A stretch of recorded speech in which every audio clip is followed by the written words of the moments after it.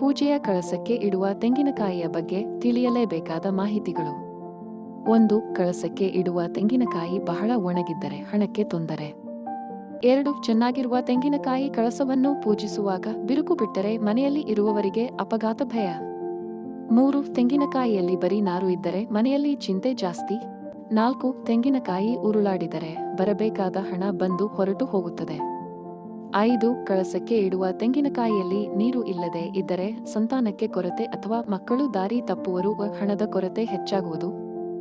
6. ಶುಕ್ರವಾರದಂದು ಚಿಪ್ಪನ್ನು ಒಲೆಗೆ ಹಾಕಿದರೆ ತೆಂಗಿನಕಾಯಿ ಒಡೆದರೆ ಮನೆಯಲ್ಲಿ ಬಡತನ ಹೆಚ್ಚಾಗುತ್ತದೆ, ಹಣದ ತೊಂದರೆ ಅನುಭವಿಸುವಿರಿ.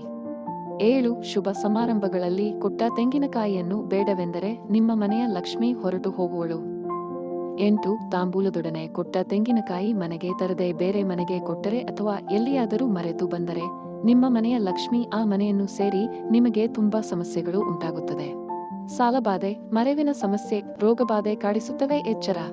ಸ್ನೇಹಿತರೆ, ಈ ಮಾಹಿತಿ ನಿಮಗೆ ಇಷ್ಟವಾದರೆ ದಯವಿಟ್ಟು ಲೈಕ್ ಮಾಡೋದನ್ನ ಮರಿಬೇಡಿ ಹಾಗೂ ಮತ್ತಷ್ಟು ವಿಡಿಯೋಗಳಿಗಾಗಿ ನಮ್ಮ ಚಾನೆಲ್ ಅನ್ನು ಸಬ್ಸ್ಕ್ರೈಬ್ ಮಾಡಿ. ಕೇಳಿದ್ದಕ್ಕಾಗಿ ಧನ್ಯವಾದಗಳು.